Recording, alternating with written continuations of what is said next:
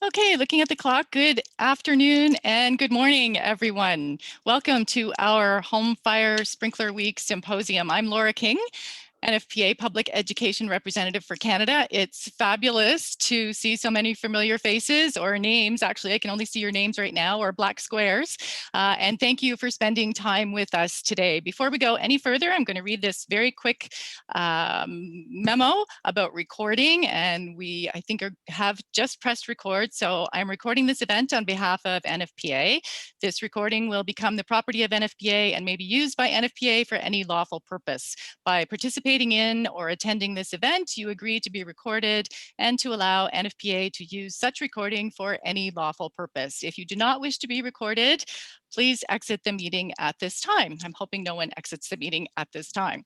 So part of my role with NFPA is to provide fire departments with the tools that they need to educate their communities about the benefits of home fire sprinklers. There we go, sprinklers, and that's why we're here today. So we're thrilled to have had participants register from Vancouver Island to Newfoundland, and I see British Columbia, and I see Newfoundland in the participants, so thank you. And many have joined us, and of course others will watch the recording at their convenience. So we have 4 short presentations today as advertised, a couple of testimonials from people we have worked with across Canada, and then plenty of time for our panel discussion and question and answer session a bit later on. So we are going to run through the presentations and encourage you to put your questions in the Q&A box. So there's a chat box. You can chat with the panelists if you like, and with everyone. And then there's the Q&A box, which is separate. So if you use the Q&A box, we will answer all the questions during the discussions later on, not after each presentation, just to keep things flowing.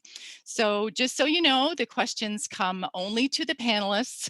Everyone else cannot see them. So don't be shy about asking questions. Don't be embarrassed. Ask anything you want. There are no silly or bad questions. Also, if you can indicate who the question is directed to, that will help us when we go through the process later on. So if you have a contribution to make during the discussion later on, please let us know in the chat, and then we can unmute your microphone when it comes to that portion. I think most of you know, but if you want to see the speaker and the slide at the same time, just toggle your mouse over the top right of your screen to your preferred view. And if you have any technical issues, let us know in the chat and we'll try to help. We have wonderful technical support from Peg, Paul and Associates today, and they have been lifesavers all the way through this process. So today we have 4 short presentations by my wonderful colleagues. Lorraine Carli, on your left, is Vice President of Outreach and Advocacy for NFPA and the President of the Home Fire Sprinkler Coalition. She is also my boss and Shayne's boss, so please send us really good feedback after this workshop. Shayne Mintz over here is my NFPA colleague here in Canada.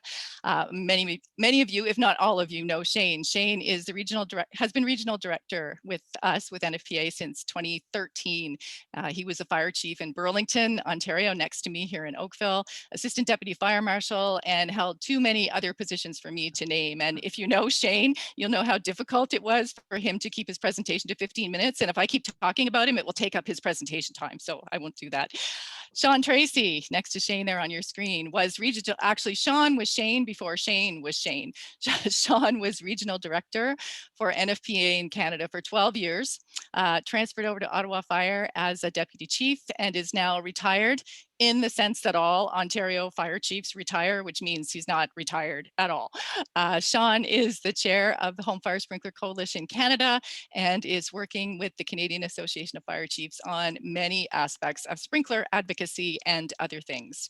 And then to your right, Maya Milardovic is Associate Vice President of Government Relations with the Cooperators. We work with Maya on the sprinkler file and also Wildfire Community Preparedness Day. The Cooperators is a funding partner, but also provides us with person hours and Maya's extensive expertise. Mostly Maya has a wonderful way of just getting things done, and she is truly a pleasure to work with. So in the last several months, Home Fire Sprinkler Coalition and Sean in particular has worked with the Canadian Association of Fire Chiefs to build a partnership around advocacy for home fire sprinklers. You will see that CAFC starting today is sharing our daily social media posts this week for Home Fire Sprinkler Week and is supporting Home Fire Sprinkler Coalition Canada here today. Many of you know CAFC President John McKearney and know that he's just a great guy and a soft-spoken soul who would be the first to admit that talking into a screen with no audience is perhaps his least favorite thing to do. So we thank Chief McKearney for agreeing to welcome you all and to talk for a few minutes about the impact of sprinklers in Vancouver, where he was fire chief, and the CAFC's role in sprinkler advocacy. So here's John. My name is John McKearney. I am the current fire chief for the resort municipality of Whistler, British Columbia, and president of the Canadian Association of Fire Chiefs. I was the former fire chief for the city of Vancouver, having served the city of Vancouver for almost 38 years. The Canadian Association of Fire Chiefs has long been a proponent for these residential sprinkler systems and is a proud partner of the Home Fire Sprinkler Coalition. During my tenure as firefighter and chief officer in the city of Vancouver, I've witnessed the solid benefits of how residential sprinklers confine the fire to the area of origin while responding firefighters arrive to ensure no further flame or fire spread. Residential sprinklers for single-family homes in Vancouver came into effect in 1990 and has been the norm. The direct benefits are reduced property damage, and there hasn't been any fire or smoke-related deaths in Vancouver in occupancies that have sprinklers. Another element of the value of installing residential sprinklers is the significant reduction in risk to responding firefighters related to occupational injuries, including occupational disease, such as cancers. It is well documented that today's modern residential building construction and modern day furnishings has increased the fire intensity and spread in a shorter time frame, reducing the minutes and seconds where responding firefighters can make rescue and confine the fire. Mechanical sprinklers bridge the deficit inherent in modern day fires. Well worth the investment. Home Fire Sprinkler Week and symposiums such as this one are very important in myth busting and team building as we seek to build greater understanding and acceptance of these vital life safety systems. Increasing our understanding of the systems and benefits helps debunk the myths that are hurdles to widespread adoption. Promotion and acceptance of sprinkler incentives for builders will see the community, builders, and the fire service all engage in a win-win scenario. The Canadian Association of Fire Chiefs is in the process of developing a white paper on the value of residential sprinklers. This is Home Sprinkler Week. Please help promote the week in your public education activities. Thank you again for your participation in this symposium. Have a wonderful day.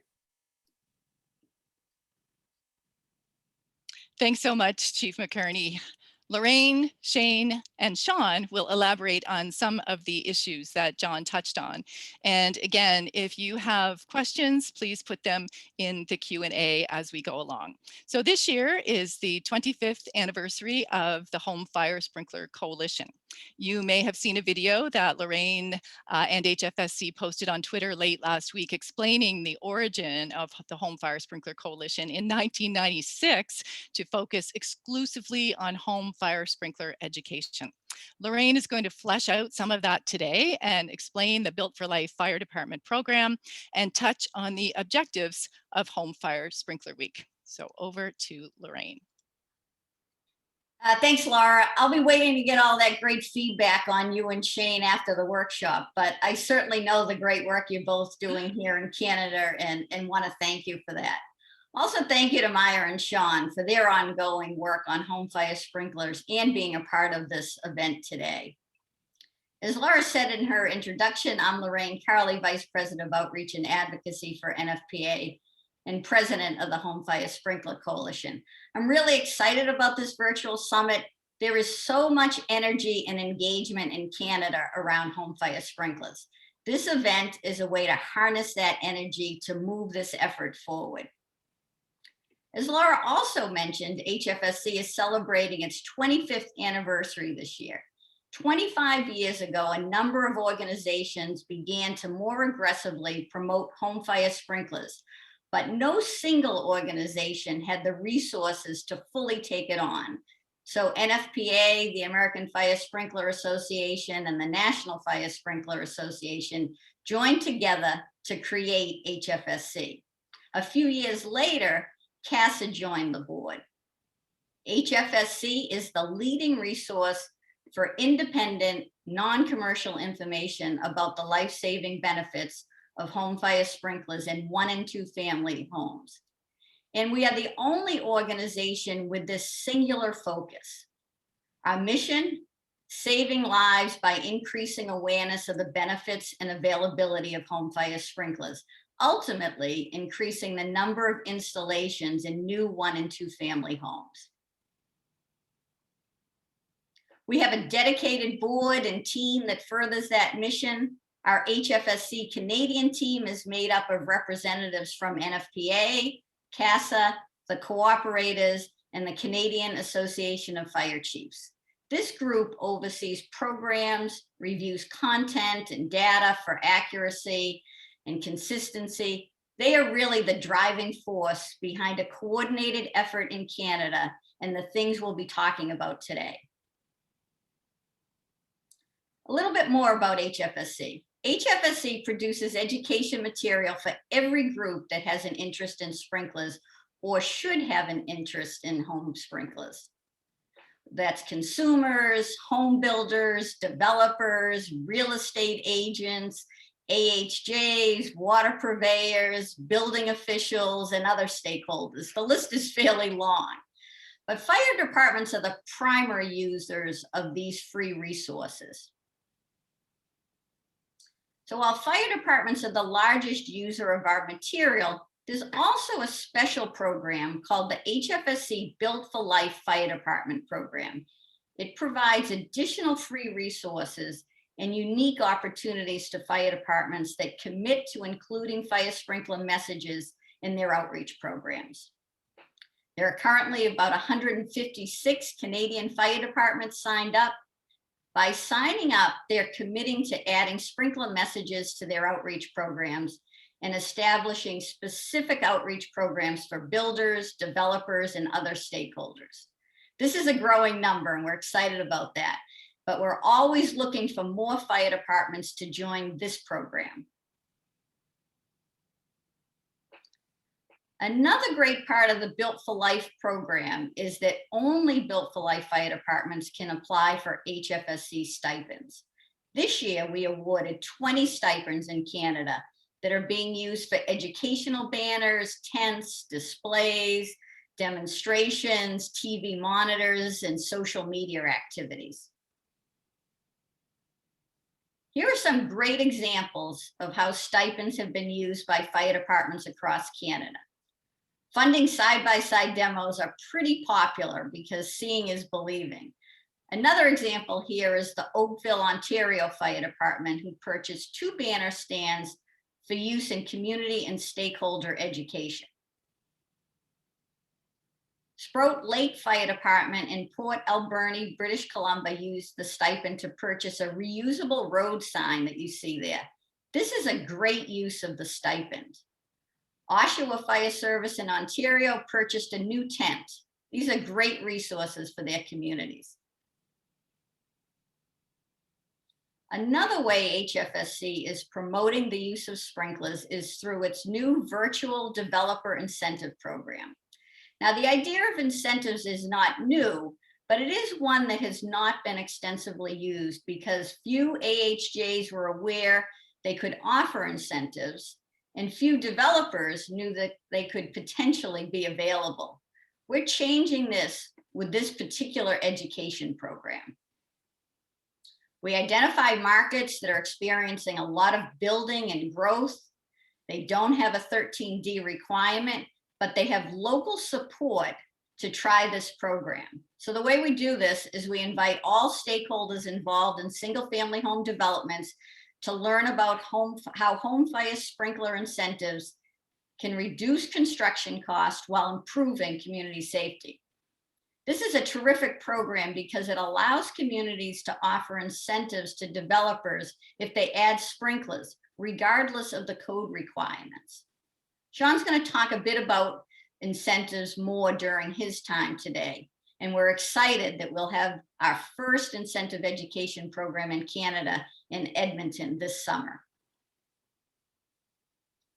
One of our largest outreach efforts that we talked about earlier in the program is the Home Fire Sprinkler Week. That's why we're here this week. For the second year, fire departments are encouraged to participate in HFSC's Home Fire Sprinkler digital campaign all week. Every day there is a different theme. It's really simple. HFSC provides the video, graphic, and messages that can be used on Facebook, Twitter, Instagram, and websites. The strength of this campaign is in the reach. By having everyone use the same messages on the same day, we fill digital space with lots of sprinkler information. The idea being wherever people are on social, they're seeing it coming from lots of different places and different organizations. Now, COVID may have turned Home Fire Sprinkler Week digital, but the success has us repeating it again this year with the intent of making it even bigger. We're reaching more people in more places in a more cost-effective way. So thank you for being here as we're at the beginning of the week, and I know we can count on you for being with us through the rest of the week. Thank you. Awesome. Thanks very much, Lorraine. I have to say that the success of the virtual campaign last year blew us away. And even yesterday and this morning, the traction on social media is just fabulous. Brampton Fire here in Ontario kicked it off yesterday and launched a contest for followers who watch all of the HFSC videos this week, which is just awesome. And I see so many of you who are listed as participants today having done the same. So now Shayne, in 15 minutes, or slightly more, is going to address myths and misconceptions about sprinklers and do a bit of a review of the benefits of sprinklers, which I know you're all familiar with, but some of the data has changed over the years and is important and relevant. And Shayne will also speak pretty specifically about 13D. So Shayne. Thanks, Laura. By the way, welcome everyone today. Thank you so much for joining us, taking times out of your busy schedules, and we're really looking forward to maybe sharing some good information for you. I'm going to talk to you today about Nfpa 13D. It's Nfpa's standard for standard and 1 and 2 family dwellings and manufactured homes. I'm also here to discuss the benefits of the standard and to dispel a few of the myths and misconceptions about it. And I'll cover a little bit more about residential sprinklers in general as well. I know by virtue of you being here today that I might be preaching to the converted. However, I just wanted to reiterate why sprinklers are a good idea. So let's start with a few facts. Right off the bat, sprinklers provide the quick application of water and provides occupants valuable escape time. They also help preserve the structural and environmental integrity for firefighters and other first responders when they arrive. And not only is escape time lengthened, but sprinklers will also protect occupants from flashover, which we know can and does occur in 3 minutes or less after a fire starts. And in cases of modern lightweight frame construction, this can lead to structural collapse much sooner than older legacy types of buildings. Finally, sprinklers can minimize toxic smoke exposure, which we also know has links to cancers and other health hazards and injuries. Sprinklers may suppress a fire with about 1/10 of the amount of water that the firefighters would apply if they needed to. And they can reduce the amount of contaminated water runoff by upwards of 91%. Incidentally, you'll also find that statistically, 85 to 90% of the time, fires are suppressed by the activation of a single sprinkler head. Sprinklers can reduce property loss by approximately 70%, and that's not to mention the protection and saving of those one-of-a-kind, very personal or family heirlooms, those precious photographs and all the irreplaceable memories that follow with them. Sprinklers may also help reduce contaminated runoff, landfill waste, and atmospheric pollution. Also, with limited damage, and depending on circumstances, residents may be able to return to their home the same day, optimistically, or shortly thereafter, but certainly a lot sooner than would be the case if there's a larger uncontained fire.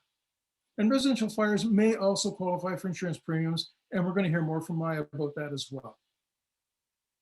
So there's still a few more things to consider as well. Statistically, with modern day stick frame construction, the time for occupants to escape has decreased substantially over the years. In 1975, research has shown that occupants had about 17 minutes or so to escape a fire. Now, as of 2021, we know and have witnessed in many side-by-side burn demonstrations that occupants now have only approximately 3 minutes or less to make that same escape. Research has also identified that roughly 2 of every 5 fire fatalities have occurred where working smoke alarms were present. However, when sprinklers are added to the mix, the total cost of injuries is 41% lower, and there's a 53% reduction in cost of injury treatment. Here's a short animation that helps show the progression of a fire and shows the timeline of a fire event. First example shows what would occur in a non-sprinklered building. Note the sliding timescale in minutes along the bottom and how quickly an unrestricted fire can progress. Notice also the red fire progression curve starting from the lower left and how quickly it escalates to an eventual flashover within 3 to 5 minutes. Other points to be mindful of is the time it takes to detect the fire, report it to 911, the time it takes to notify and dispatch fire department crews, and finally, the length of time it takes for the fire department to respond, set up, and start flowing water on the fire. You'll also notice in this timeline, interestingly enough, there's no time allocation for search and rescue. The second animation tells quite a different story with regard to what happens in a sprinklered home. Watch closely and take note of the significant difference in the time frames of each.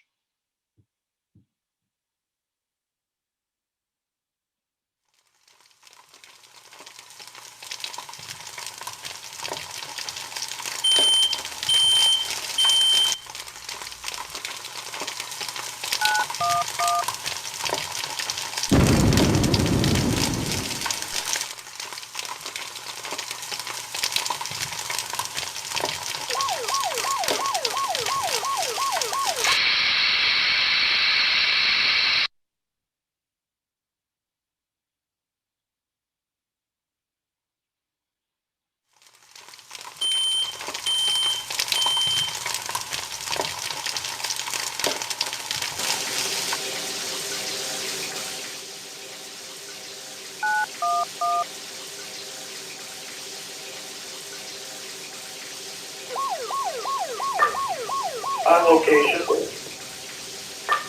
sprinkler activated, fire contained. Checking to confirm final extinguishment.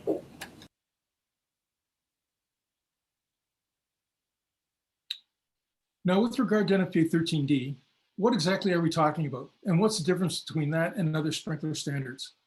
This standard covers the design, installation, and maintenance of automatic sprinkler systems for the protection against fire in 1- and 2-family dwellings and manufactured homes.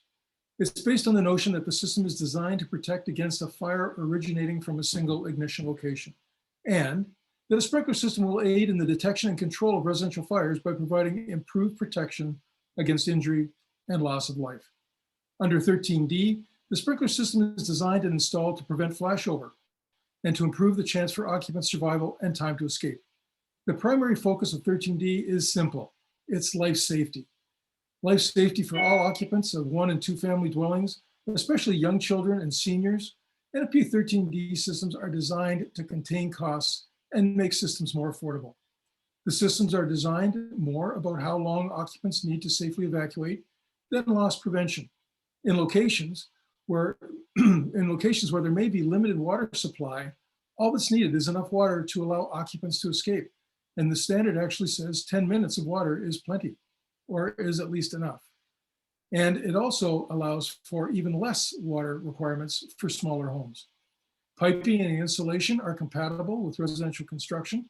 Also, because of the building size, location, and an understanding of where fires occur in homes, sprinklers can be omitted from certain areas of a house. So here's a number of different styles of homes that the standard applies to. On the left side, there's a semi-detached home. And on the right, from top to bottom, there's an example of a row house or townhome application. And then there's a single family dwelling and finally, a sample of a manufactured home on the bottom. These photos are representative of the various types of homes that 13D applies. And with regard to new construction, there are more and more changes being introduced by home builders all the time and a much greater demand by the market. A case in point, this slide here highlights the cases of new home construction that even more so drive the need for residential sprinklers. This is in contrast to older legacy homes, legacy homes with construction materials where there was traditionally good room compartmentation, and the use and predominance of more durable building materials, such as lath and plaster, solid wood doors, and solid dimensional lumber.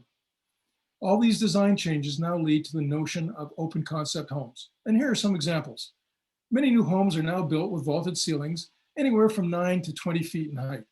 The completely open floor plans throughout the entire home. There's no more formal dining and living rooms separated from the kitchen. There's also open foyers and expansive great rooms, with living rooms and theater media rooms now being the norm, all resulting in a basic lack of traditional room separation. Tighter sealed building envelopes also present some challenges.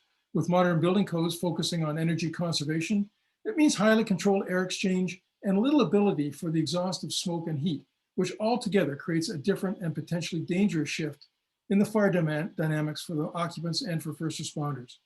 But let's face it, one of the biggest factors in the need for better quick response extinguishing capability, and one that can't be ignored, is, regardless of home design and construction, it's the habitation of a home and the contents of it that kills occupants. As with all buildings, homes are quite happy on their own. It's when occupants move in with all their belongings and behaviors that they become dangerous then. Modern home furnishings, finishes, and family contents are now dominated by synthetic materials, polymers, plastics, and hydrocarbons. Basically, every item in a modern home today is pretty much nothing less than solid gasoline. And what about smoke alarms? Well, working smoke alarms have proven to be very effective over the years. However, the presence and use of them as a fire protection measure that saves lives in residential situations has pretty much run its course. The thing to keep in mind is that smoke alarms are simply a detection device and do nothing to extinguish fires or otherwise protect occupants from fire while they try to escape. Installing both smoke alarms and sprinklers reduces the risk of death in a home fire by 82%, relative to having neither. When talking with some home builders at a recent sprinkler demonstration I was at, they were adamant that sprinklers would drive up the price, would drive up the cost of a new home by as much as $10 a square foot, even despite having never gone through the process or the estimation piece. More accurate forecasts estimated that in a mature labor market with sufficient trades and materials and repeatable design, sprinkler costs should be no more expensive than 1 to 1.5% of the total home construction cost. When you think about it, they're really just another plumbing system in the home, except the final decorating fixtures aren't quite as costly. And it can happen that installation costs may be a little bit more expensive if local HJs add additional features that aren't necessarily required by 13D. Such unnecessary additional costs may arise with the requirement of larger than necessary water supply or added sprinklers to parts of the home that research has shown aren't typical sources of life-threatening fires. And it's important that HJs understand that the purpose of sprinklers, in accordance with Nfpa 13D, is to provide occupant protection, but not to the same extent as commercial or larger residential buildings. Adding bells and whistles doesn't necessarily improve life safety, but it can drive up costs. And educating the home real estate industry is also important to help them understand how sprinkler systems work and the simplicity of those systems. 9 out of 10 fire deaths occur in the home where people typically feel the safest, and real estate agents need to be educated on the benefits of sprinklers. In fact, and notwithstanding the trade-offs that Sean is going to talk about in his session, substantial savings can be found with regard to residential sprinkler costs in new community developments because plans and designs, material estimates, and labor forecasts can be reused, creating a significant economy of scale and repeatable design. As for sprinkler emissions or relaxations, research and analysis was done and used to identify what rooms or areas in a residence could do without fire protection. And the decisions on which rooms they are was based on the fact that fire occurrences in those types of rooms was typically low. So rooms that don't need coverage are bathrooms of less than 55 square feet, closets and small pantries, entrance vestibules, garages, carports, etc., attics, some concealed floor and ceiling crawl space areas, and other concealed spaces not used or intended for living purposes. So what type of inspection, testing, and maintenance practices are required with 13D? In order to keep the costs as affordable as possible, 13D does not require to be compliant with NFPA 25, NFPA's inspection, testing, and maintenance standard for water-based fire protection systems. And that means owner education and awareness is key. And aside from a system activation or damage, all ITM can be done by the homeowner and or individuals knowledgeable and trained in such systems, especially when there is a change in ownership. Basically, all that's needed is simply a monthly inspection of all valves to ensure that they're open and no one has shut them off mistakenly or errantly. And every 6 months, a flow test should be done to make sure you've got water flow. Annually, fully open the test connection to make sure the pressure gauge reads at a reasonable level. And that's it. That's all there is to it. If the home you have has a system with a limited water supply, then the following is also needed. A monthly inspection of any system tanks should be done to confirm they're full, and any pumps should be tested to make sure that they operate properly and don't trip circuit breakers when they start up. Other than those simple tasks, the only other inspection requirements are the ongoing visual inspection of all sprinklers, and that should be done to make sure that they're not obstructed, damaged, corroded, or covered with foreign materials, or showing any signs of leakage, and there is nothing hanging from them. So that's about all I have for today. And thanks again for joining us. We really appreciate it and hope you find this a very valuable opportunity. And now I'll hand it back over to Laura. Thanks very much, Shayne. That line, basically every item in a modern home is pretty much nothing less than solid gasoline, is one that every homeowner should hear. So next up is Rick Gratton. Rick is with Brookfield Properties, which has 675 managed properties, 320 million square feet managed globally, and another 40 million square feet under active development in retail, office, multifamily, hospitality, and development properties around the world. Many of you probably know Brookfield Properties in Toronto and Calgary. Shayne and Sean have worked with Rick over the years, and Rick is an advocate for residential home fire sprinklers. So Rick is going to talk very briefly. This is another video, a testimonial, as we've called it, about Livingston Properties, a sprinklered development in Calgary.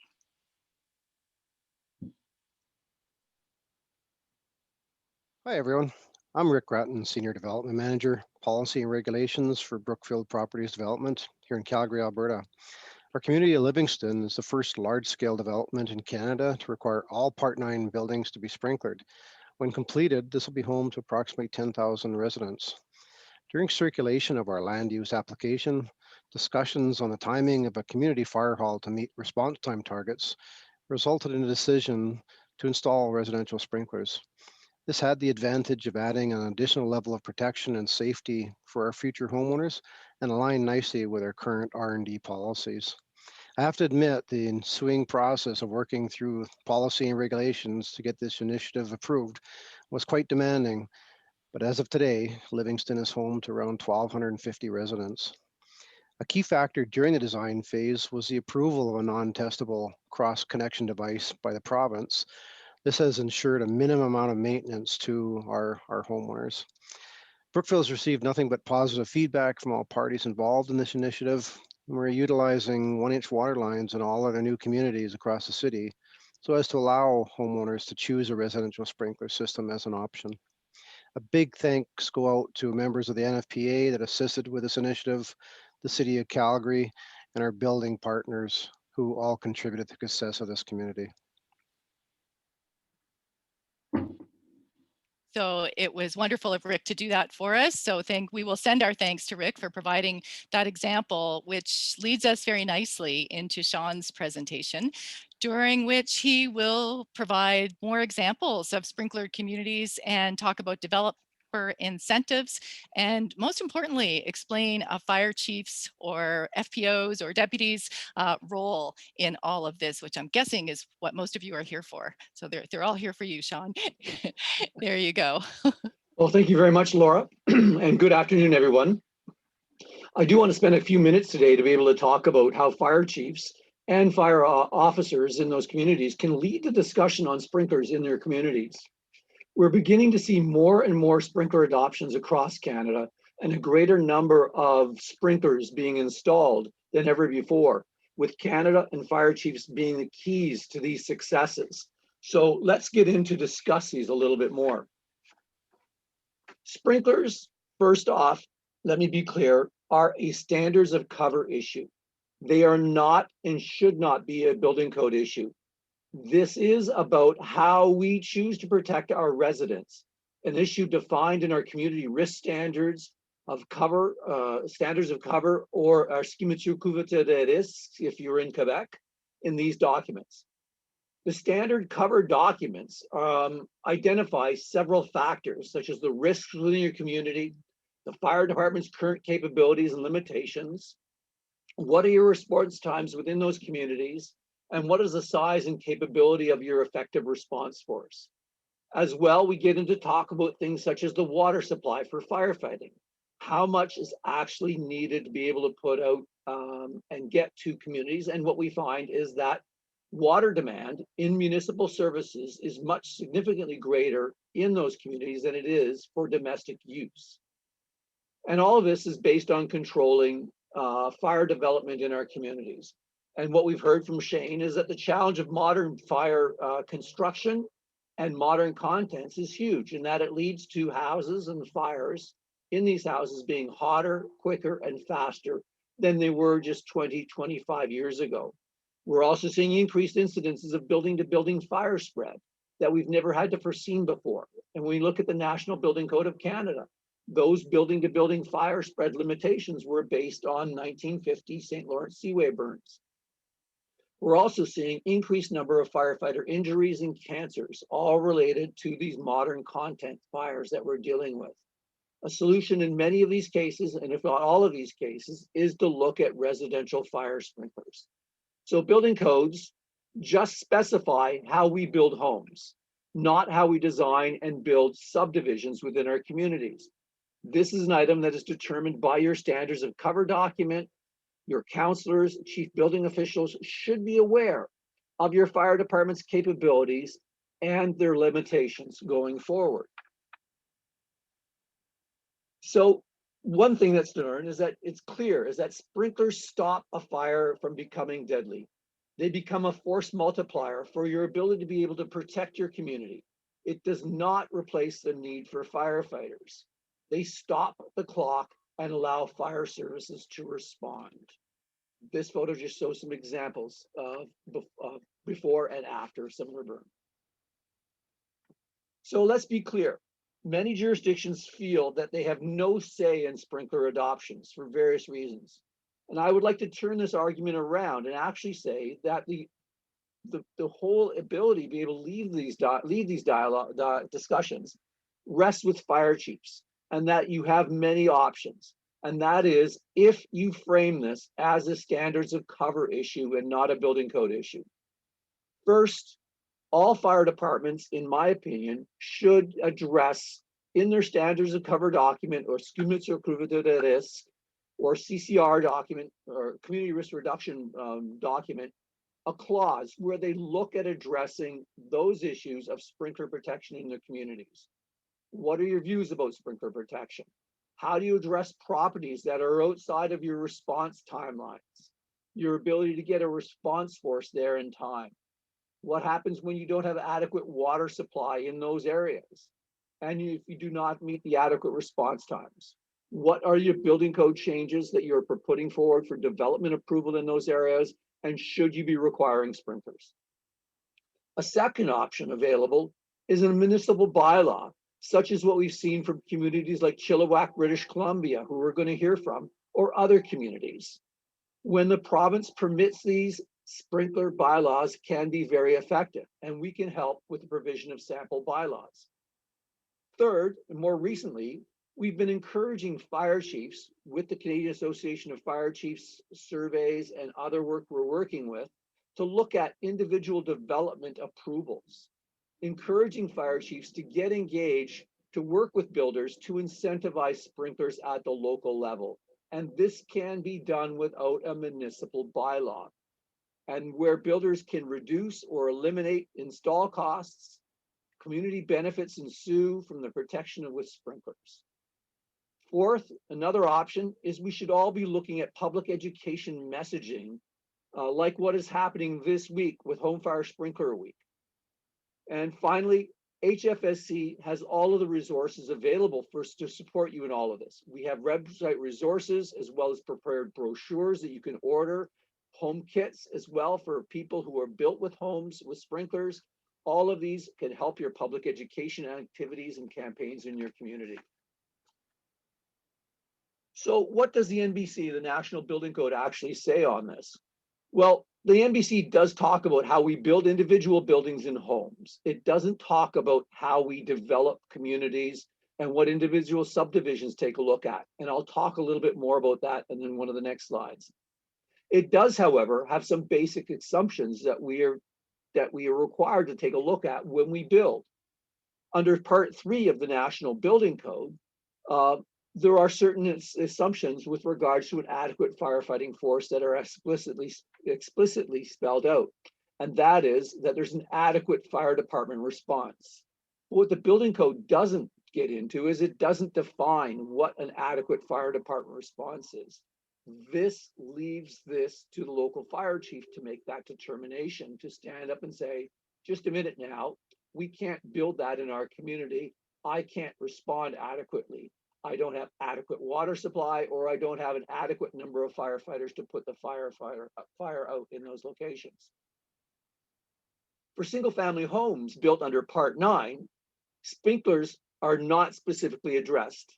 What it does say, however, is that they must be installed when present to NFPA 13D standard, which Shayne talked about. It is therefore envisioned by those who wrote the National Building Code and the provincial code derivatives that communities can therefore choose to put sprinklers in place. It was envisioned that these could come in. So this leaves the decisions to those communities to determine when sprinklers are required to protect those homes.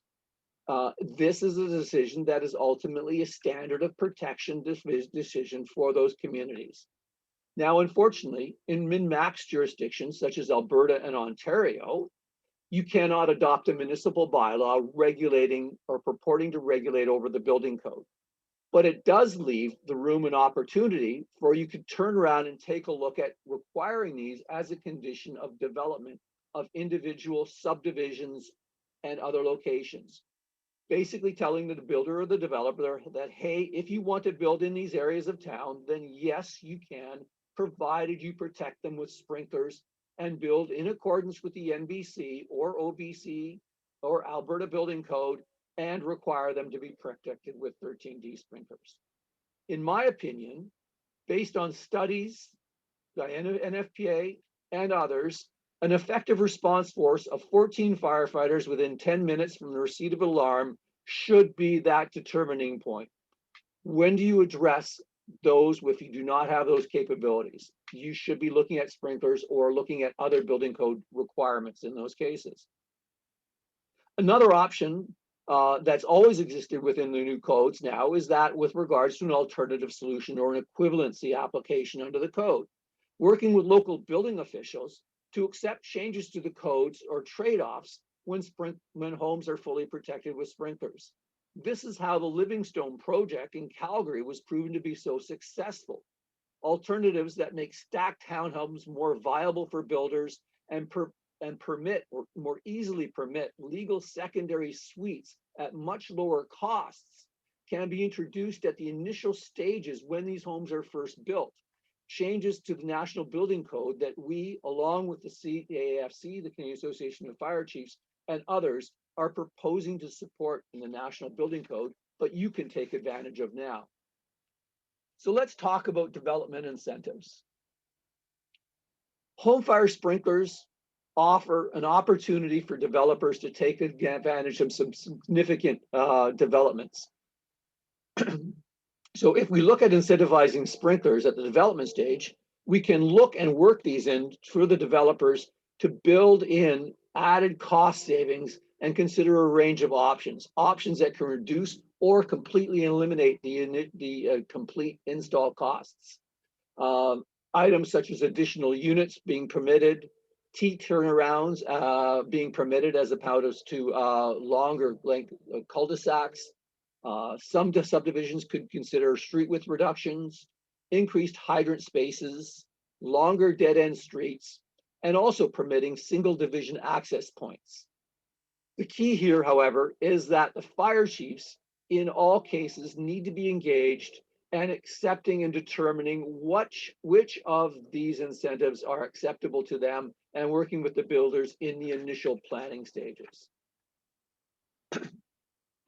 What HFSC has found was that 55% of the cases in time that developers were interested in sprinklering these new subdivisions if they had been offered incentives. However, the problem was only 9% of the cases at times were the developers ever aware of what these incentives were, and only in 6% of the cases were they ever offered these as incentives. Planning issues in the MBC are not addressed in the National Building Code, but they are addressed here. And these are just a couple of examples where local fire chiefs, in working with local developers, can address some of these issues and concerns. They can encourage this with local developers, and the developers can install and save on these. Water supplies is a great example. Fire Underwriter Survey provides the guidelines for water supplies, but if we sprinkler subdivisions, complete subdivisions, you can actually look at reducing the water supply demand requirements by 75% in these new areas. And as we build communities further and further afield or farther out, we can reduce the demand on water supply, reduce the size of water mains and the required flows and pressures, which could be a huge cost on a local municipality. We can also consider hydrant spaces being reduced. We can also look at lot line separations, the distances between homes. If previously you could not meet the effective response force, it was sprinklers. Now perhaps you can consider doing that locally if the fire chief is comfortable in doing so. We're going to see a couple of examples later on about how local community developments were able to proceed because they did not have adequate number of access roads into a local development. Under NFPA 1141, we specify the number of access roads that are needed for a particular size community. Similar to what you see with regards to a building, how many exit routes, doors do you have to have based on the occupancy? The same applies for a subdivision, and the NFPA 1141 gives you those guidelines. If we sprinkler, we can look at extending some of those limitations. And as we heard also from the Calgary examples, what can indeed happen in many communities is we see fire hall development and construction often lags well behind the development and construction of these new homes. The new homes are driven by the demand in the local markets, but fire hall construction and costs are actually driven by when they can collect the development fees. By allowing these homes to be sprinklered before the fire hall is actually constructed and manned, can actually allow those developments to proceed with the development and the halls to follow. I will now discuss a few examples of how fire service planners, developers have worked together to address and use incentives such as these that we've talked about. In the first example, in Huntsville, Ontario, in a rural development, we saw 26 single-family homes that were built. The developer in this particular case has a single access road into the development that had greater than a 20% gradient. It would have required significant blasting of rock through the bedrock to allow the access road to be built. And what ended up happening in this particular case was with the single access road and the requirement not to then blast through the rock, allowing the higher grades, by requiring all of these properties to be sprinklered, the developer and the development was able to proceed with sprinklers, and the savings of road constructions paid for all of the costs of the sprinklers installed in this particular location. The second example was a townhouse development in Richmond Hill, Ontario. 171 townhome type units were planned to be developed, but as per NFPA 1141, there would be a limitation requiring 2 separate access routes into this development if there was over 100 units. So instead of being capped at a 100-unit townhome development, the townhome development was able to proceed. The developer was actually able to increase by 71 additional townhouse units in this particular case. All of the residents were protected with a sprinkler home, and it also became a marketing feature for these units in the developer's website, a significant gain for all involved. The third example I want to talk about then was another townhouse development in Richmond Hill, Ontario. In this particular case, it was 106 townhouse units. The fire department had issues or concerns with regards to the development of the site and the ability to be able to access and have adequate turning radiuses and other concerns with regards to the fire apparatus. In consultation with the local fire service developer, the development was able to proceed with all 106 townhouse units with the condition that all of those units were then sprinklered to NFPA 13D. So again, a very successful case going forward is another example here. Now, the key to all of this that I want to talk about then is that of public education messaging and materials. We need to be able to communicate effectively with and work with builders, building officials, the fire service, elected officials to help build their understanding on the benefits of these systems, to overcome those myths and misconceptions. Now, regardless of which route you wish to choose to follow, HFSC is going to be here to support you. We have website resources and brochures, information kits to support you. We can assist in all your communications to municipal leaders and others, but we do ask that you consider adding materials to your public safety messaging materials, making sure examples such that Home Fire Sprinkler Week, such as this week, is a standing item for all your public education activities going forward. And also, if you are not already, we ask you to consider becoming a Built for Life fire department. There is no cost to you, there's only benefit. And we ask that you check us out at homefiresprinklercanada.ca. So in conclusion, fire chiefs, you are not behind the 8 ball in this particular case. You in fact have more power than you think you have. You have the ability to be able to lead the discussion on this within your communities. This is a standard of cover issue. It is not about a building code issue, but it is about how we protect the residents in our communities. It's how we develop, but all individual homes will be built to the building code. The key, however, is to start this dialogue with builders in your region. Incentivizing sprinklers work, everyone can benefit, and we can believe that we can put these in without added costs to the developers. But we need you to get engaged in development review, and we want to finally leave you with a point, as you are not alone in this. We are here to assist you every step of the way. Thank you. Wow, thanks very much, Sean, for all the detail and the clarity around what a fire department can do in its own community to work with town hall and work with developers. I think that's one of the biggest takeaways from today. I expect there will be questions about this particular presentation. And again, please put your questions into the Q&A rather than the chat. I always have trouble with that. And we will look through them all and answer as best we can once we're done with the presentations. So our next testimonial is from Ian Josephson, the fire chief in Chilliwack. Sean mentioned Chilliwack, and I know that Lisa Axelson, who is FPO and FLSE out in Chilliwack, is on the workshop with us today. Chilliwack is a great friend to NFPA. Ian's a great friend to NFPA, as is Lisa and the entire department. So Chilliwack has had a home fire sprinkler bylaw since 2007. And Chief Josephson is going to tell you a bit about that process as part of Chilliwack's community risk reduction plan.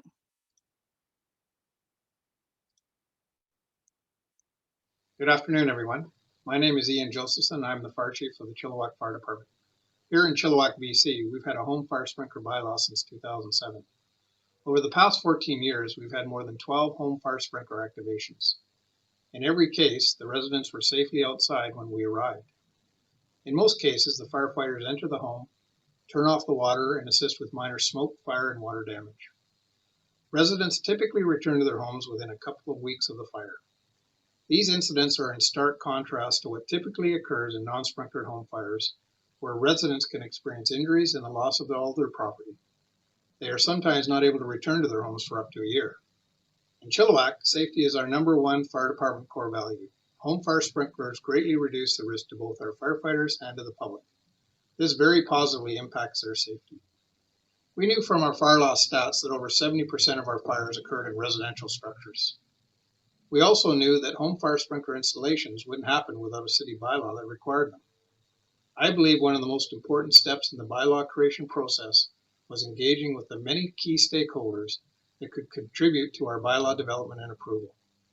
We engaged with more than 11 distinct stakeholder groups, including mayor and council, internal city departments and committees, external associations and boards, private sprinkler designers, contractors, and installers. Our home fire sprinkler bylaw and the resulting home sprinkler installations are a critical component of our community risk reduction program and public fire protection system. I wish you all the best as you work to implement your home fire sprinkler bylaws. Please contact me at josephson@chilliwack.com if you have any questions or need further information. Thank you. Thanks to Chief Josephson. You have to love it when the technology works, right?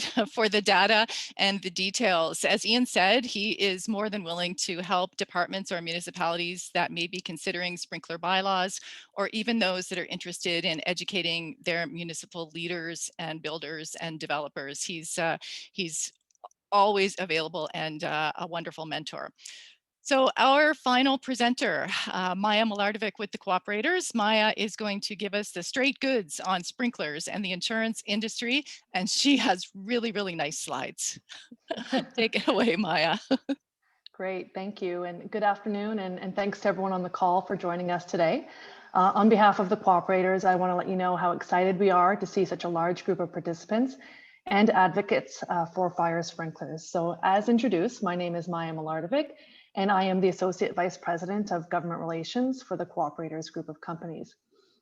My role involves working with all levels of government and key partners and stakeholders to advance public policy that meets the needs of Canadians, keeping them safe and covered in the event of unplanned circumstances. What I am not is a broker or insurance advisor. I don't sell insurance, I don't underwrite, I don't handle claims. But what I do is work with stakeholders like all of you on the call today to advocate for the resilience of our homes, communities, and public safety in general. Maya, while you've paused there, just going to remind folks that if they haven't muted the mics to kindly do so. We've got a little bit of feedback there. Thanks. Okay, great. Thank you, Laura. And let me know if I need to switch maybe my headpiece if there is some background noise. Okay, so as described in the agenda, in my short presentation, I hope to share more information about my organization, why fire sprinkler advocacy is important for the insurance industry, and examples of what we have done to incentivize change and promote fire sprinkler safety.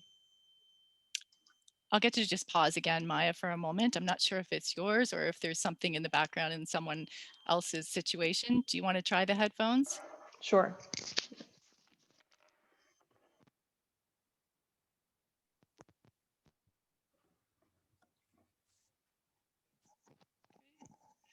Is that working a little bit better?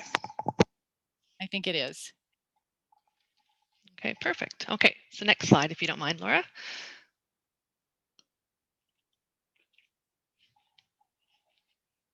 Perfect, thanks. So very quickly, I want to share a few fun facts about our organization. So across the country, we insure almost 900,000 homes, 1.5 million vehicles, 40,000 farms, 270,000 businesses, and we protect close to 663,000 lives.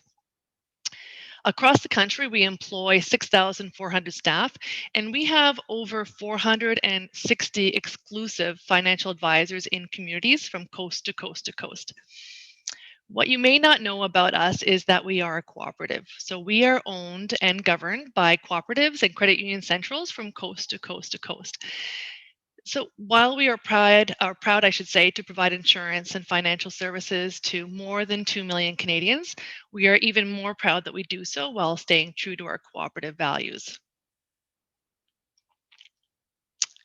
The 7 cooperative principles are guidelines by which cooperatives put their values into practice. So concern for community, I'm sure, is something that resonates with everyone on this call, and it really is what binds us towards common goals and common good.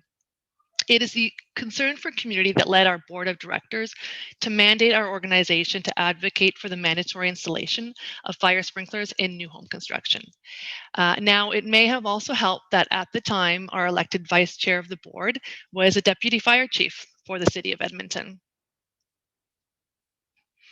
As an insurer, we witness far too often the devastating impact of fires in terms of lives lost, the safety of firefighters, and the damage of personal property. So since 2011, the Cooperators has championed fire sprinkler advocacy. But what does this truly mean, and how can insurers help lead the way? Part of this outreach is to many organizations, which has led to partnerships and relationships with organizations such as the Nfpa and the Home Fire Sprinkler Coalition. But it also means walking the talk.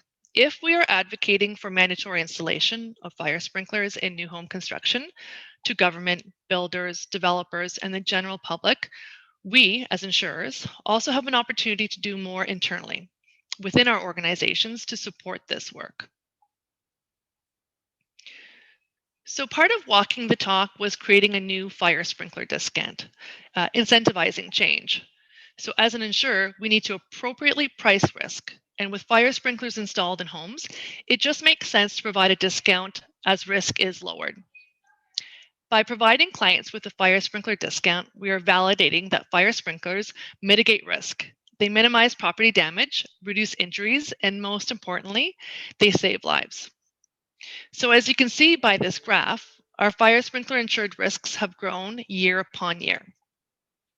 In 2012, we created the new discount and started tracking in 2013. You may ask, how did it grow year upon year? I believe this is related to education. Educating our advisors to make sure they apply the discount, educating clients to ask for it, and also public education through mediums such as this symposium. Educating and collaborating with the fire service is key so they can also communicate the value of home fire sprinklers to homeowners and have them ask for the discount. I hope to see this number grow year upon year, representing all communities across the country. Unfortunately, the insurance industry has also at times created some confusion or maybe mixed messaging when it comes to fire sprinklers. A good example relates to this article. 2 snowbirds left their home and unfortunately their pipes froze and burst, causing significant water damage while they were away. Their insurer, which was not the Cooperators, wanted to deny the claim, stating they should have shut the water off to the home when they left for holidays. But what would happen if there was a fire? What's better, water damage or fire damage? Truly neither, but when it comes to fire saving lives and reducing injuries, that's our priority. So as a result of this incident and the negative media coverage that followed it, we revised, or I should say we reviewed our own policy wording and changed it so it was more clear. We didn't want any mixed messaging or confusion led to homeowners. Since 2015, any water damage caused by sprinkler systems that have ruptured or experienced water escape as a result of freezing is covered. Clients don't have to shut off the water supply and drain pipes leading to their fire sprinklers if they are away for an extended period of time. As noted on this slide, we also communicate extensively to our advisors, clients, and the general public about the value of home fire sprinklers. We have a page on our website that outlines the benefits of sprinklers and includes links to great resources. And over the years, we have had a number of articles on our intranet for staff, including today to help launch Home Fire Sprinkler Week. We have actually even incorporated fire sprinkler messaging on our on-hold messages. So instead of listening to elevator music, you would be listening to a message about home fire sprinklers. Also, social media has provided us with an opportunity to use Twitter, Facebook, Instagram, as well as LinkedIn to message to various audiences. And lastly, we have produced a number of videos regarding home fire sprinklers and side-by-side burn demonstrations. One actually features Tracey and was the very first video and the launch of our initiative internally. And another features Shayne Mintz, and we also incorporated the role of volunteer firefighters in this video. So I encourage you to visit the Cooperators YouTube channel if you want to see some homegrown talent. I think if there was one key message throughout all of the presentations you've heard today, it's about public education and how key it is. That's why we at the Cooperators support the Built for Life Stipend program and the many side-by-side burn demonstrations across the country. As noted, we even organized some for our staff and senior leaders. Our advisors are committed to the communities in which we operate, so they have also participated in community events such as side-by-side burn demonstrations. If you are interested in having an insurance advisor attend one of your events, please don't hesitate to reach out. I would also encourage you to invite different types of stakeholders to your events, such as government officials, builders, developers, and the media. I think this slide is a really good depiction of how we can all work together. In the end, we are much stronger when we work together because it really does take a village. We need to have insurers included, builders, developers, government officials, and fire service to work together collaboratively. And insurers also have a role to play in dispelling myths and incentivizing change. Fire sprinklers do reduce fire damage and water damage. Most importantly, they save lives and reduce injuries. As an insurer, we can help dispel myths and communicate facts through clear communication and providing incentives such as discounts. So I want to take the time to thank you all today and to leave you with the following call to action. If you aren't already a Built for Life Built for Life Fire Department, become one. If you host a side-by-side burn demonstration or any event really, invite your local advisor to participate. When you're chatting with a homeowner that has fire sprinklers, let them know they may be eligible for a discount. And last but not least, join us on social media and help share the messaging. Thank you. Awesome. Thanks, Maya. Wow, that certainly cleared up a lot of things, and I expect there are questions and comments. So before we move to the Q&A or the panel conversation, I wanted to put this slide up so that you can all perhaps take a snapshot of it, and you'll have everyone's contact information. I think probably most of you we know or are familiar to you and easy to reach. So if you want to grab a snap of that, it gives you just the emails, but you can find us pretty easily, and all of our phone information is in our emails when we return them back to you with our signatures on them. So that's there for you, or you can ask me or Shayne or Sean for each other's, and we'll be sure to provide them. Okay. And then lastly, so the Q&A format is simple. We're going to grab questions from the Q&A box. There are some in there, which is great, and the panelists will answer them to the best of their ability. We have more than 30 minutes because holy moly, that is a panel of fast talkers, right? So we have plenty of time for questions and conversation. And again, if you have something of value that you'd like to contribute to the conversation, please just let us know. Let us know in the chat, and our friends with Peg Paul and Associates will unmute your microphone and let you in. They may have to do a dance to alert us to that fact, but we'll figure that out. If you have follow-up questions, just keep putting them in the Q&A and we'll do our best to circle back. And one more thing, we will put a link in the chat toward the end of the session that we a link to an evaluation form that we would like you to complete. Just copy and paste it into your browser once we're done, and provide all that fabulous feedback that Lorraine is waiting for, right? So I'm going to stop sharing my screen now, and that means I should be able to see everyone, and I can, and we will start with the Q&A, and I'm just going to do a quick scroll here as I multitask. And actually, I'm going to start with Lorraine because there were a couple of conversations about this. Can you, Lorraine, explain a bit more about the benefits of being a Built for Life Fire Department in Canada? We see it on the website, but a little bit more about what it does over time and what benefits are available to the fire departments? Sure, yes. A number of the speakers mentioned the Built for Life Fire Department. And as I said, there are about 156 fire departments that have signed on up in Canada. There's a number of benefits. One is that you get access to all of this free resource information, but you also get access to us trying out messages with you so that you have an opportunity to help shape the messages and provide input on what's happening in what you're hearing in your community so that we can make sure that the messages that we're putting out work for you and resonate for your audiences.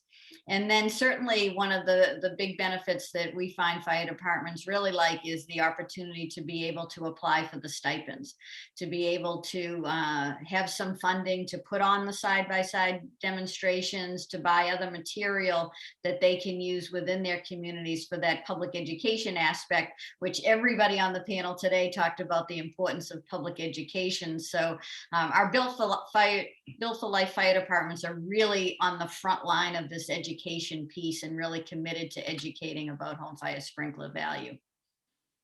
Wonderful. Thank you. Wow. Great answer. Lorraine, you're on a roll, so I'm going to stick with you, actually. HFSC celebrates 25 years. What are the issues or areas of focus for Home Fire Sprinkler Coalition that have changed in that time? Sure. And I think Shayne hit on a couple that I wanted to mention. You know, our messaging has evolved as things have changed. The way our homes are built today are different. What we put in our homes are different. The amount of time that we have to escape is compressed significantly. So that's really been one of the key messages that has changed, is how little time there is to escape a home fire, which really means that the value of sprinklers increases immensely. The other one is the firefighter exposure piece of this, that we're learning more and more about the impact on firefighters from exposure. They have higher risks of cancer than the general population. And as we get more information on that, that becomes a really key message in communities, that this is not just about saving the general public, but this is about better protecting our first responders as well. So those are some of the big messages that have evolved over time. And I would say the third one that continues to be a strong message is the environmental impact of sprinklers. As people get more in tune with how do we better protect our environment for the long term, those things that Shayne talked about in reducing the water runoff, the pollutants, all of those things that we see when a fire happens, the amount of stuff that has to go into landfills, that's another important message for sprinklers. Absolutely. And that is our theme on Thursday or Friday. I don't have it in front of me, so I'm not sure which, that fire sprinklers are smart and green. So that's excellent. And we have video to go with that and lots of wonderful assets that have been developed by Home Fire Sprinkler Coalition. So excellent. Thank you, Lorraine. Shayne, couple of questions for you, and this one, you know, we should have talked about this sooner, because why would we not think to ask you about this? You have a home that is sprinklered, so that's part one. Can you talk a little bit about that process, and you know, from a professional / personal perspective, what you experienced there? And then there's a follow-up to that, which is there any requirement for backflow prevention or check valve maintenance? I can circle back and ask you that a second time if you wish. So yeah, I am a homeowner with sprinklers, and proud to be so. It is a bit of an oddity for certain people, but I happen to live, before I moved up to the community, I happened to do a little bit of research and found out that our fire service response time was all of about maybe 17 or 18 minutes. No criticism to the fire department, because let's face it, it's a relatively suburban community that I live in. The experience was quite pleasant, I have to say. I mean, aside from making sure that we had enough water supply, I managed to enlist I don't want to promote any particular one member of CASA, but I managed to get a very reputable sprinkler installer group to come in and help me through the whole process. And frankly, it's never been a problem. We've been in our home now for I think 10 years, pretty much, give or take, and never an issue. My system was a little bit more expensive, but not horrendously expensive, because I have a sort of a different application, you know, great rooms and all that kind of stuff that requires sort of freezing protection, that sort of thing, but managed through all that without any bit of an issue at all. All told, it came in at about 1.8% of the total construction cost of the building. So it wasn't a big deal at all. One short anecdote I will mention while I've got the floor, Laura, is I just recently had my furnace serviced for its winter maintenance, whatever, changeover to air conditioning, blah, blah, blah. And I had a fairly young technician. The guy was excellent, knew exactly what he was doing, what he was up to. And he was quite curious about what this additional piping was in my mechanical room in my furnace. And I said, and he actually looked at me, he says, "That's not a sprinkler system, is it?" I said, "It sure is. Good for you." He said, "That is so cool. I didn't even know they could do that." I said, "Yeah, they certainly can." And here's testimony to it. So I am finding more and more when I talk to more millennials, more young adults who are looking now to buy homes or new homes, these kinds of features are becoming very interesting to them now. And many of them are looking at from the perspective of, yeah, okay, it might be a little bit more costly, but yeah, you mean this is going to save my family, my daughter, my children, my pets? Absolutely, they will. So, oh, backflow. Yeah, as far as the backflow goes, I just made sure that my contractor was working in concert with the local municipality, make sure they were meeting all the water requirements. And yeah, we're all signed off, and we do have a backflow. And we do have a backflow valve installed for sure. Excellent. Thank you very much. Sean, as a, Sean or Shayne, we'll get both of you actually, as a fire chief or former fire chief or fire prevention officer or a member of a fire department, how do you begin to look at this? How do you bring the discussion to the community? I know, Sean, you talked a little bit about it, but what's that first step? Where do you enter that conversation?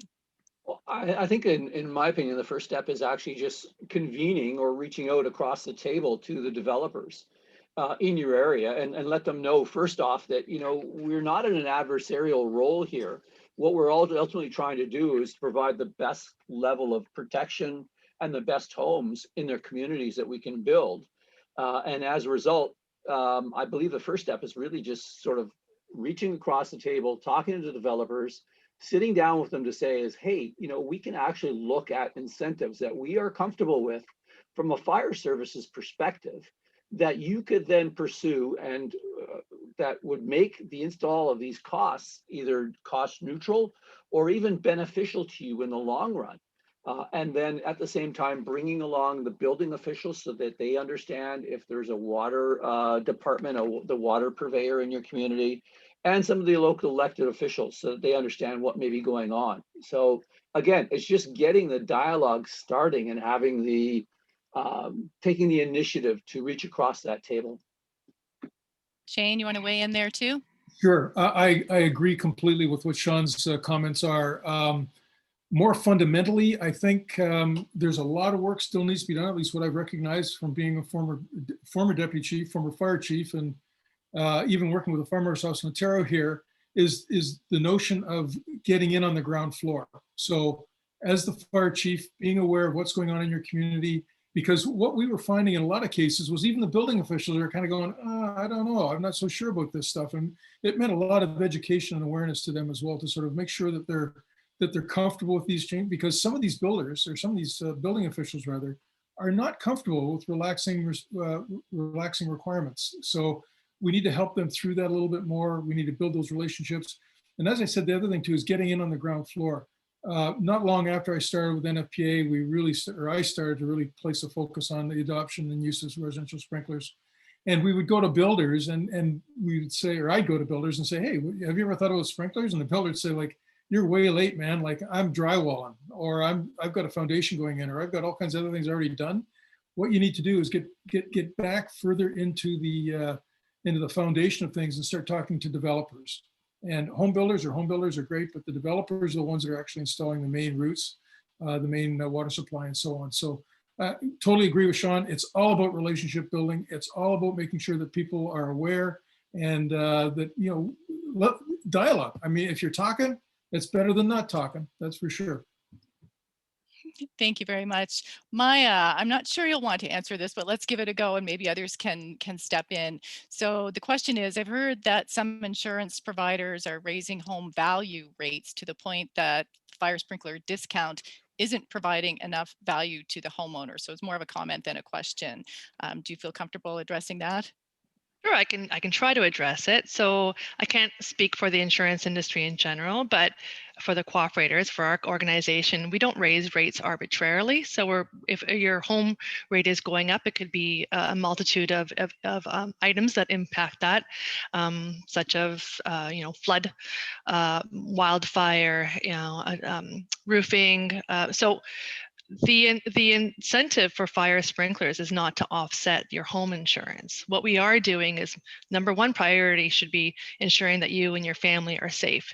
And so what we are doing is providing a proof point that you have mitigated some risk by having a home fire sprinkler, and hence you have a discount on your fire portion peril for your home. So I hope that's answered the question. I'm not sure if there's anything else that I could add to that. Is that ideally it can offset the cost to home fire sprinklers, but that's not the value proposition that we're bringing to it. Yeah, exactly. It's funny. My father's an insurance adjuster, was an insurance adjuster. I grew up in a home where this is sort of supplemental to that, where if you left the house for any purpose, you turned off everything, right? So the taps to the washer were always turned off, and nobody I know does that. Right? Shayne's nodding, and you guys probably do, but nobody else I know, and certainly no one. But not my sprinkler system. Not your sprinkler system. but that's it. So I'm curious about the education around that, because there's very little education around turning off the taps to your washer and washing machine when you leave, and turning off your water supply. So is there education that goes along with leaving the water on if you install a sprinkler system? Yeah, well, that's what we were talking about today, is that education is key, right? So whatever peril it might be, there is an opportunity for a homeowner to mitigate that risk. So if the risk is being mitigated by the type of roofing they have, or the siding if they live in a wildfire prone zone, or if they're close to water or backwater issues, there's a lot of things that they can do to mitigate their risk to that. But if a homeowner isn't educated on those, checklist of items of what they can do, and some of those items are really low-hanging fruit in terms of opportunity to mitigate that risk. So you don't know what you don't know, and that's why groups and advocates such as ourselves on this panel, and really every single person that's on the call today, has an opportunity to educate and homeowners in general. Good, thank you. Thank you. Laura, if I can just jump in there too, one of the more popular resources from the Home Fire Sprinkler Coalition is something called Living with Sprinklers. It's a brochure, there's a hang tag. And as Shayne said in his presentations, there's very little maintenance associated with home fire sprinklers, but it is that education piece. So a lot of times people put that hang tag right on their sprinkler system so that they know how simple it is to keep them up to date and make sure that they're in good working order. But that has become one of our popular resources, so that we can sort of demystify some of the things that people think of, oh, I've got to do a lot of work to keep up these sprinkler systems, when we know that's not true.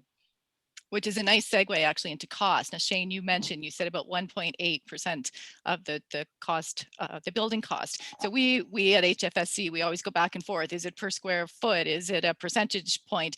It depends on a whole bunch of things. And Sean, you touched on it, but I think that this is one of the most interesting points of the whole conversation is, when you're installing sprinklers and you're doing it in a development with skilled trades, the costs are completely different than Shayne doing it on his own up north of Toronto there. So can you address that a little bit?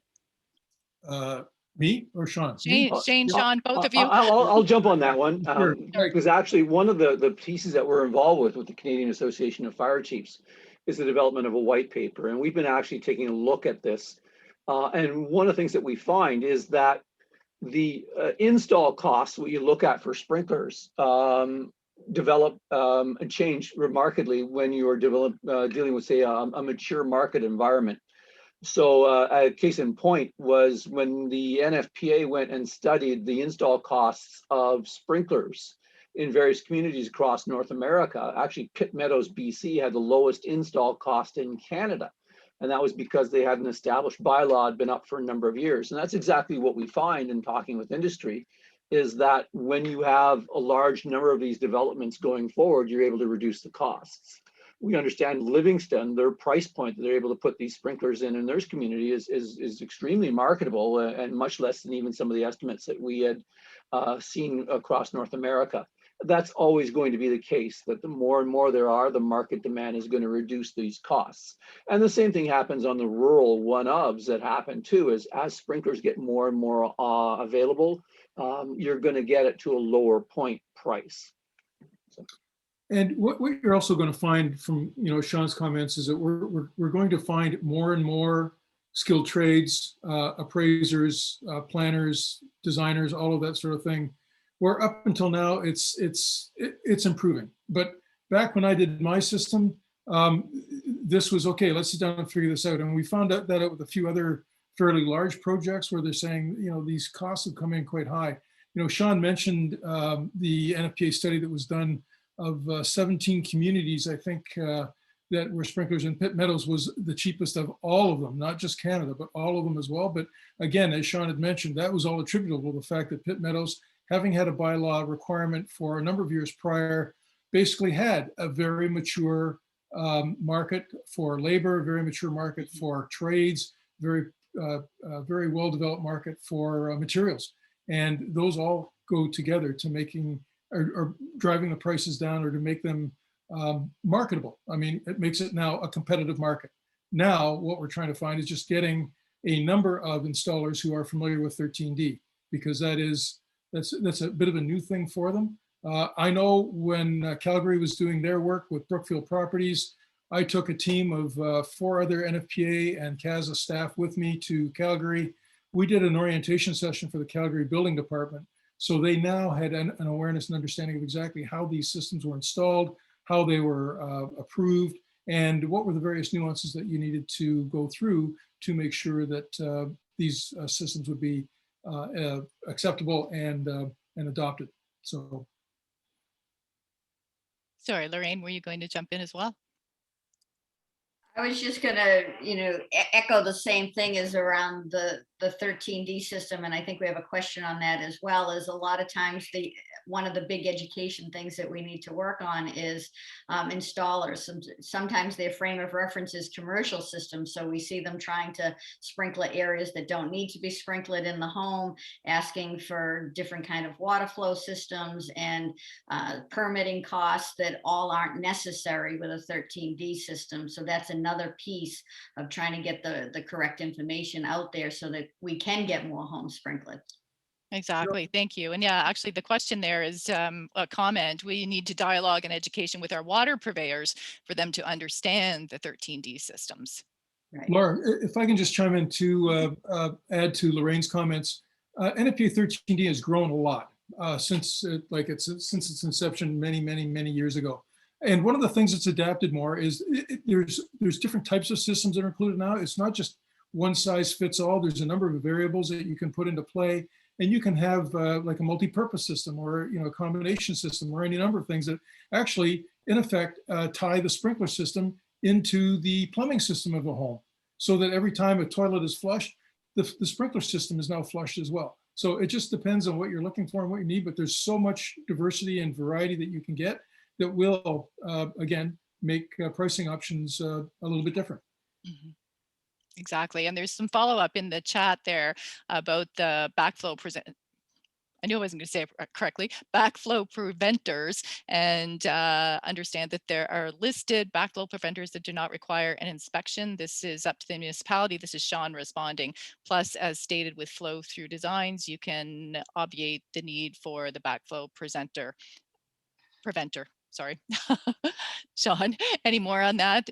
Well, I just want to jump on the comment that Yeah. you'd asked about the water purveyors and need to address with water purveyors. And, Okay. and that's actually an essential point in many communities, because in some cases, what we find is that they promulgate some of these myths as well, in around the size of water mains required to go into homes. Those therefore then requiring larger size water meters, which means that they may become too large of the meters, and the large meters are inaccurate, so they're going to lose money. Well, this is not the case. The water meters have caught up. The technology is there. They're just as accurate. So again, this is part of this whole education and bringing the water purveyors along as well, so that they understand it. And then actually, what they need to understand too is that by reducing the water demand because of sprinkler municipalities, they can reduce the construction costs of water mains. They can reduce the requirements in some cases of putting pumping stations in place. In the city of Ottawa's example, by following the reduced fire flows for sprinklering, we did one study was looking at saving them over $500,000 a year just in water treatment costs alone, because they had to increase the size of the water mains to get to the outlying areas, which meant that they had to push water through that they had to treat, and then they had to waste that treated water just in order to make sure that they were not dealing with turbidity or other problems and stagnation of the water in the water mains. So these are huge issues and potential savings by right-sizing water mains by sprinkler protecting these subdivisions. And that was going to be the next question. Can you talk a little bit more about incentives? Because some of those are things that people would just never think of. Well, on the building code side, couple of the new systems that we're trying to look at putting into the building code, so this is now separate from the development side, but just individual buildings, is the CAFC and others are looking at jumping on board and supporting some of the changes that have come out of Calgary and Livingston property and development. And what those two specific changes are that we're trying to write into the code is writing in options of when you put sprinklers in, because as Shayne stated, building officials avoid risk.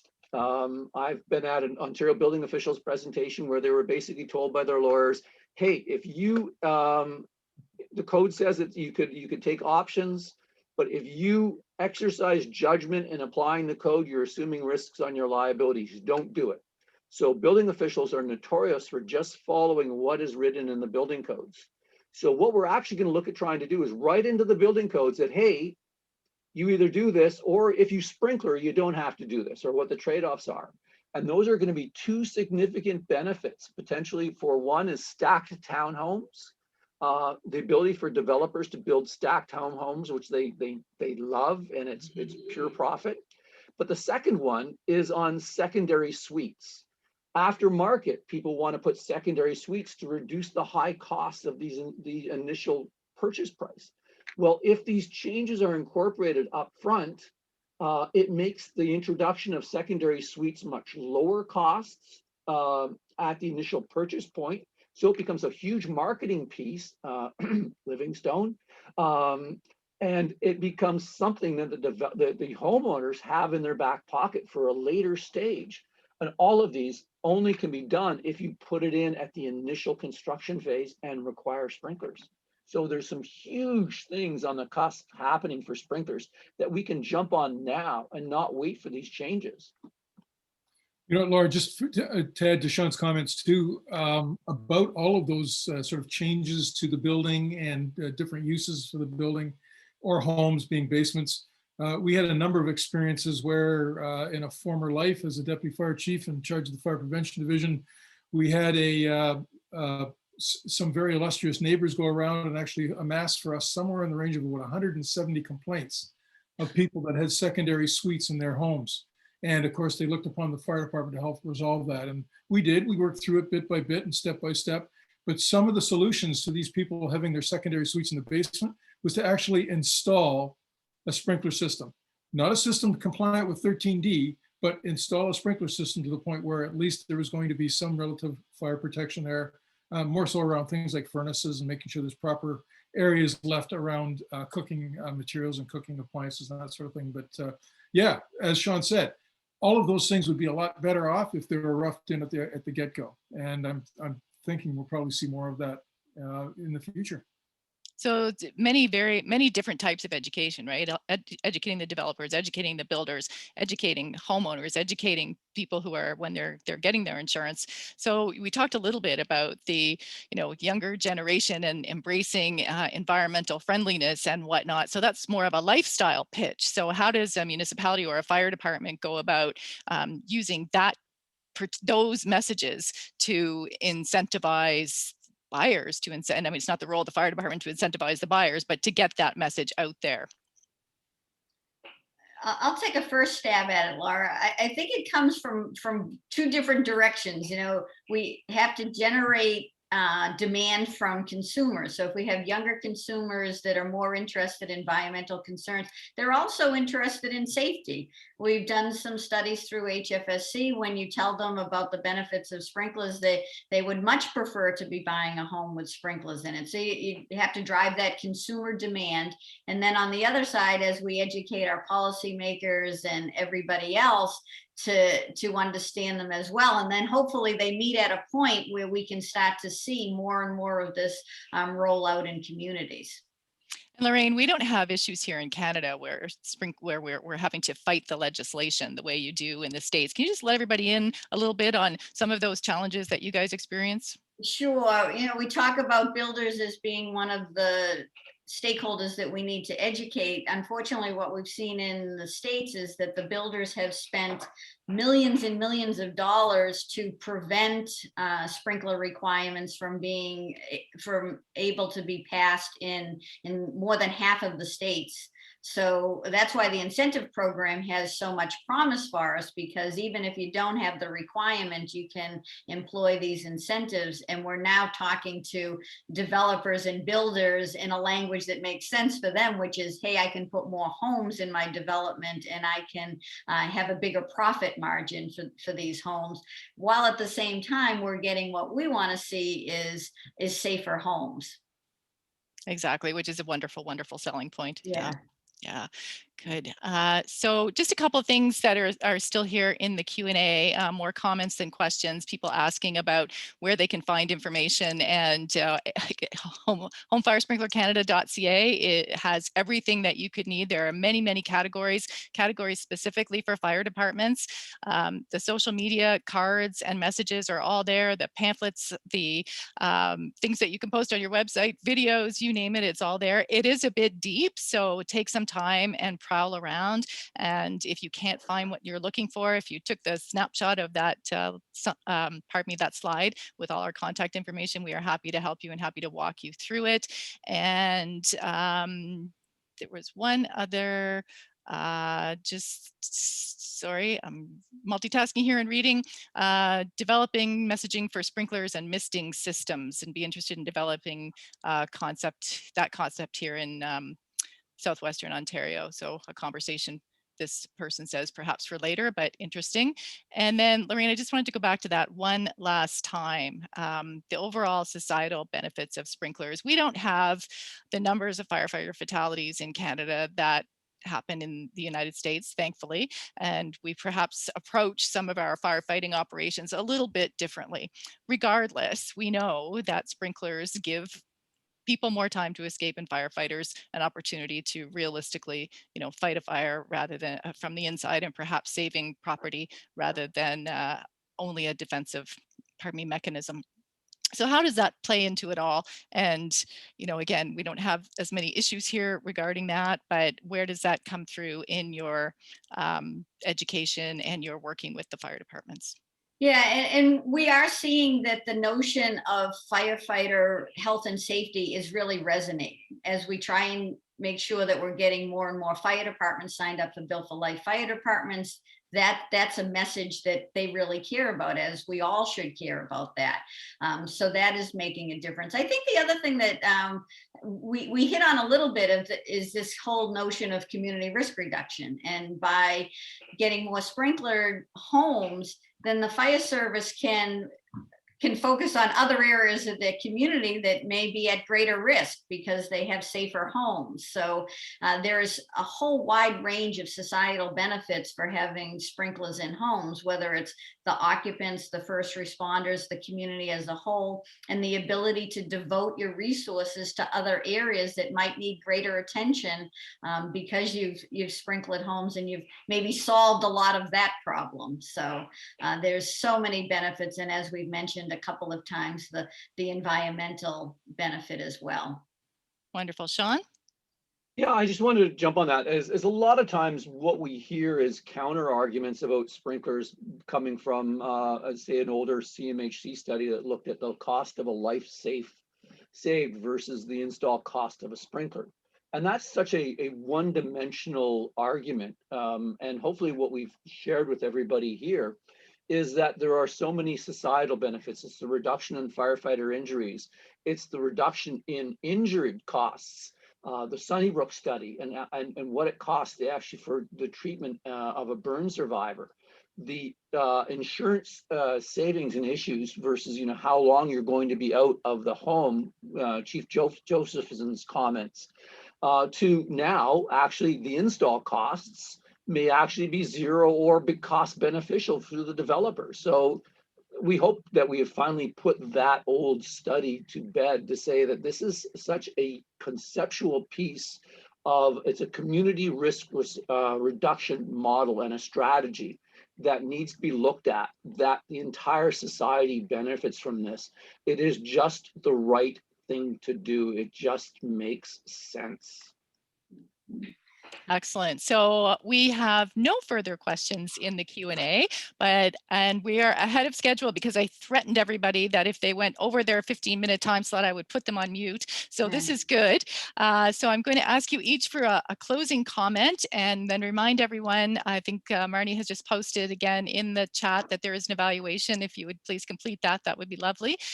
So I'm going to go around on my screen from my left. So that's Sean, just a closing statement or sentiment or plea or whatever it might be. Again, just ask the fire chiefs. You have a little bit of a chance now to, or this is your opportunity to control the dialogue going forward. We are here to assist and support you with regards to this. And as I've stated, they just make sense. We have never been at a better time to look at the requirement for sprinklers in new home development than we are today. Thanks. And then Lorraine. Sure, we have made tremendous progress against the fire problem, but no matter what we look at, we know today's fire problem is in homes. And we could significantly reduce the fire problem for decades to come if we had all new homes equipped with fire sprinklers. So this is really the next frontier for fire safety and how we make people safer. Wonderful, thank you. Shayne. I think the one thing I'd like to add is sort of chiming on Sean's comments earlier about the whole notion of educating people, educating communities, educating decision makers. And that's education around things like developing a community protection model or a fire protection model. We had a lot of, and we've participated in, Nfpa has participated in a lot of consultations and a lot of assistance with regards to identifying sprinklers as being a key component. It's not the answer to everything, nor smoke alarms. But when you put all these pieces together, they create a very comprehensive protection model that basically now allows you to build a community on that protection model and not so much relying on one particular piece, but overall from a community risk assessment perspective and a community risk reduction perspective, I think that's the key. These are very, very important tools. They're not the only tools, but they're very important tools to use to develop a very good, comprehensive and meaningful fire protection model or public fire safety model focused around what the fire officers can do. Thank you, Shayne. Look what's happened alone just with the COVID thing. How many of our fire departments have actually taken on the role of managing some of the COVID challenges in their communities? So anyway, I'll stop there because I'm one of the ones that Laura was talking to, saying I still got all my 10 fingers, so I'm okay. She's gonna start chopping them off. It's all good. Thanks, Shayne. Maya? Yeah, I think just to reiterate the fact that there is strength in numbers and perspectives, and that's why the Home Fire Sprinkler Coalition is so important. It's so important that we work collaboratively with our partners south of the border, but it's so important that here in Canada that we are able to have our consistent messages, but also our unique messages. And I think what my ask would be from everyone on the call today is share your stories with us. So if something is successful in one jurisdiction, can we replicate that, borrow from that, and reuse it somewhere else?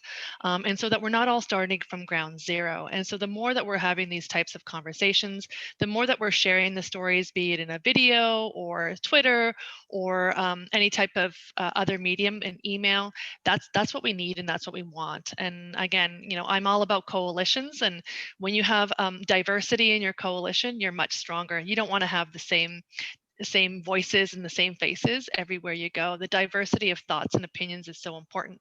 And so I think that's where we need to go moving forward is just enlarging our coalition and empowering everyone on the call today with the resources that we have. Well said, Maya. Thank you. Which actually makes me think about, I was scrolling to see the participants and see Vince is still there. We've got a couple of participants from Eastern Canada, and we are reigniting our push for a Eastern Canada or Maritime or Atlantic Sprinkler Summit, hopefully in 2022 in Nova Scotia. That just got put on hold because of circumstances, obviously, but we're considering that. And I think we meet next week or the week after to look at that, and 100% agree that the more organizations, people involved in the coalition, the better. And once we get through this process, we can all get together with people like builders and developers in Atlantic Canada and start to build that all up again. So to all of you who hung in there, thank you very much. There were lots of you, so we appreciate that. And truly, from Newfoundland to Vancouver Island, which is just amazing. Thank you so much to Rick and Ian and the CAFC and John McKearney for recording the testimonials for us. Amazing. And to Sean, Shayne, Lorraine, Maya, and Peg Paul and Associates, Nfpa, for support today and for sticking to your times. That was fantastic. And we have recorded this, so it will be available. We'll let you know. And there are some other questions that people wanted to ask sort of outside of this venue, so we will make sure that we get the answers to you. So thanks, everyone. Go to homefiresprinklercanada.ca, find those social media posts, start tweeting, retweeting, liking, and all those things that you do for us. And have a great Home Fire Sprinkler Week and a wonderful rest of your Monday. Thank you very much. Great job. Thanks, Laura.